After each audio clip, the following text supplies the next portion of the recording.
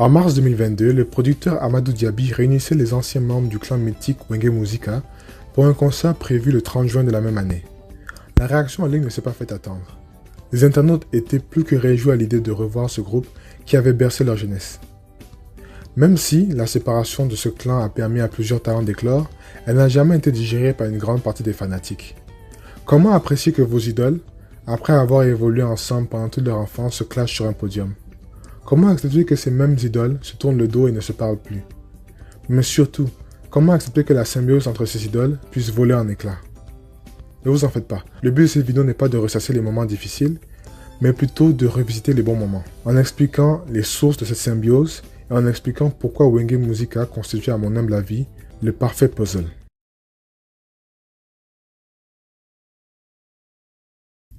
La fondation.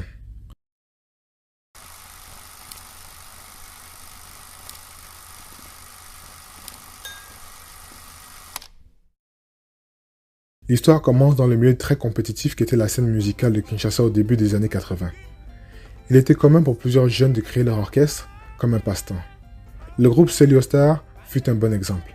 Les membres de ce groupe rebaptisèrent leur groupe en 1981 et adoptèrent le nom de Wenge Musica.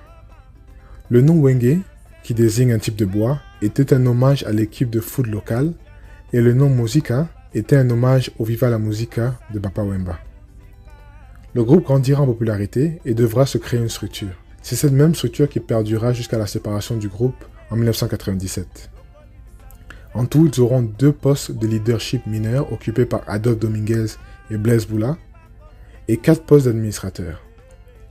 Parmi ces administrateurs, il y avait Werason, qui était directeur des finances, Alain Makaba, qui était chef d'orchestre, Jibem Piana, qui occupait le poste symbolique de président. Il faut bien préciser qu'il présidait les recrues et non les autres administrateurs. Finalement, il y avait Didier Masséla, qui était administrateur fondateur. Didier Masséla, surnommé Fondé du pouvoir, était un des membres originels de Wenge et était resté malgré les précédentes défections des membres originels. Il avait toujours eu un esprit réunificateur et il est généralement celui qui était désigné en tant que fondateur. Il a toujours prôné l'union dans le groupe, même à travers les temps difficiles. Tous étaient indispensables pour les décisions de groupe. Ce format était assez rare chez les orchestres zaïrois de l'époque. Il y avait 2 types d'orchestres. Les orchestres qui tournaient autour d'une seule figure, comme l'Ok Jazz de Franco, et à l'opposé, il y avait des orchestres peu stables qui tournaient autour de plusieurs figures qui avaient quitté plusieurs grands groupes au préalable. Un bon exemple fut les Langa Langa Stars. Wenge Musica était un des rares groupes avec une structure décentralisée qui avait maintenu une forme de stabilité pendant plus d'une décennie, sans membres provenant de grands groupes à la base.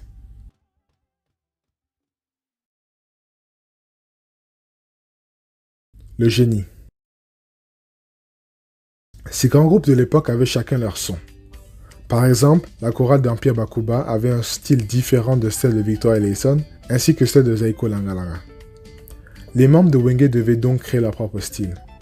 Et s'il y a un homme en particulier à remercier pour cela, c'est Alain Makaba. Depuis tout petit, Alain, aussi appelé Internet Ordinateur 48 mémoire, avait maîtrisé parfaitement plusieurs instruments. Au sein de Wenge, c'est Makaba qui contrôlait les chœurs et c'est aussi lui qui arrangeait les sons en faisant bon usage du synthé promu à la fin des années 80 par Emenea. C'est de ce dernier notamment que les Wenge se sont inspirés pour faire leur chœur. Pour ce qui s'agit du Seben, les Wenge s'inspiraient beaucoup de personnes comme Beniko Popolipo, Manoaku, 8 kg ou bien Roxine Chipaka.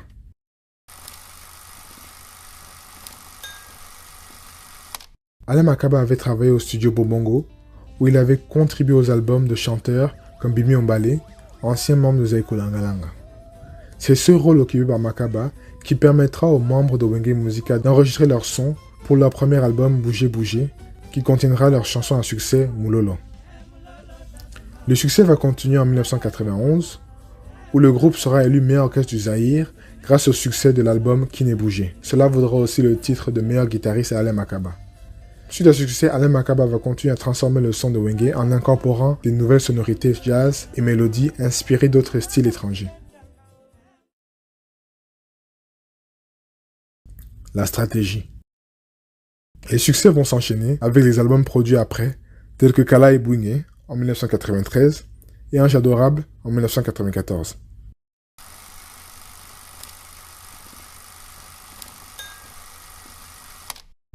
À cette époque, l'effectif sera complètement transformé. Les chanteurs des années 80 tels que Rigoko Boulabemba, Marie-Paul, Manda Chante ne seront plus là. Ce sera de même pour le guitariste Jolina, ainsi que le guitariste Blaise Combo qui décédera en 1990. Le batteur Maradona ne sera plus aussi de la partie. Des nouvelles recrues s'étaient ajoutées, comme Burkina Faso Mbokalia, Titine Al Capone, Patient Kousangila, Emel Alias, Alim Bonda, Tutu Kalouji, Maître Fikare et Eko Kota. Ces recrues seraient venues trouver Alain Pella, qui avait rejoint l'orchestre avant le premier album. Selon Patient Kousangila, la plupart de ces recrues seraient rentrées directement ou indirectement par l'intermédiaire de Werason. Werason était un des musiciens originels de l'orchestre et il était aussi le directeur des finances. Il avait toujours eu une fascination pour le marketing américain et il était le seul administrateur dont le nom d'artiste était un surnom. Son vrai nom était Noël Ngama Makanda. Il était un fin stratège et friand de l'innovation, en plus d'être, comme vous pouvez vous en douter, un très bon recruteur. Au début, il fut à la fois chanteur et animateur avant de se limiter au chant avec la venue de Robert Ekokota. C'est sous sa supervision et en écoutant les conseils d'un ami que Tutu Kalouji, recruté en tant que chanteur, adoptera le rôle d'animateur. Pour plus de contexte, le recours à l'authenticité prôné par Mobutu dans les années 70 va pousser des groupes comme Zaiko Langalanga à insérer des cris traditionnels dans leurs chansons en faisant appel à des animateurs. La différence avec les autres animateurs de l'époque, c'est que Tutu Kalouji aura eu une approche chantante par rapport à l'animation, ce qui va être en contraste avec les animations criées de l'époque. Ces animations seront en partie là où résidera la grande force de Wenge jusqu'à sa dislocation.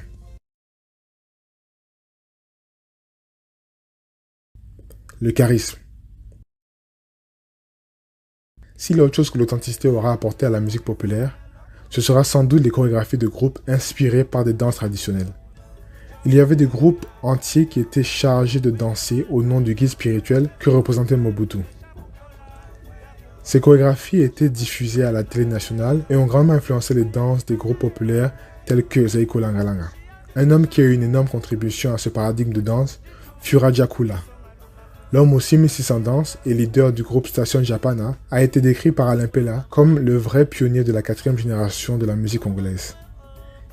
Il aurait généré plusieurs danses qui furent récupérées par les groupes de l'époque. Wenge fut un exemple de groupe qui récupéra ces danses. Une des particularités de Wenge était que tout le monde dansait, même les instrumentistes. Mais s'il y avait une figure qui se différenciait et volait souvent la vedette, c'était Jibin Piana. Jibin Piana était un des 4 administrateurs et il présidait les recrues. Depuis son enfance, les membres de sa famille lui avaient dit qu'il était destiné à être un showman. Il avait toujours été très charismatique, un charisme qui rappelait beaucoup celui des Ménéas. JB était souvent appelé leader charismatique de la 4e génération. C'est JB qui avait donné les surnoms multiples à l'orchestre, comme BCBG et 4x4 tout-terrain. Et vers la fin, il était devenu indispensable à l'image du groupe. En effet, l'image de Wenge a joué un grand rôle dans leur succès. Les Wenge se revendiquaient être de bonnes familles et au début même, s'assuraient que les nouvelles recrues soient scolarisées. Aussi, l'idéologie de l'habillement, reflétée dans le surnom Bon Chic Bon Genre, fut inspirée de la sape promue par Papa Wemba.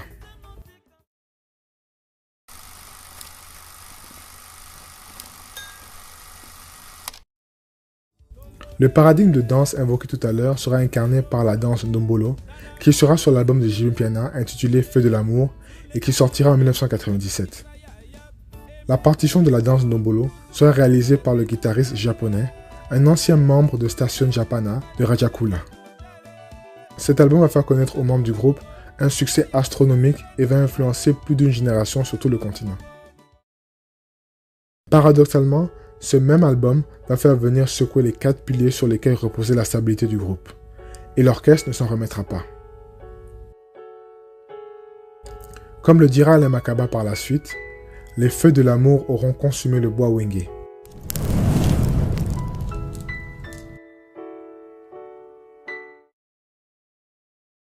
En conclusion, le succès de Wenge fut, d'après moi, la symbiose des forces des administrateurs.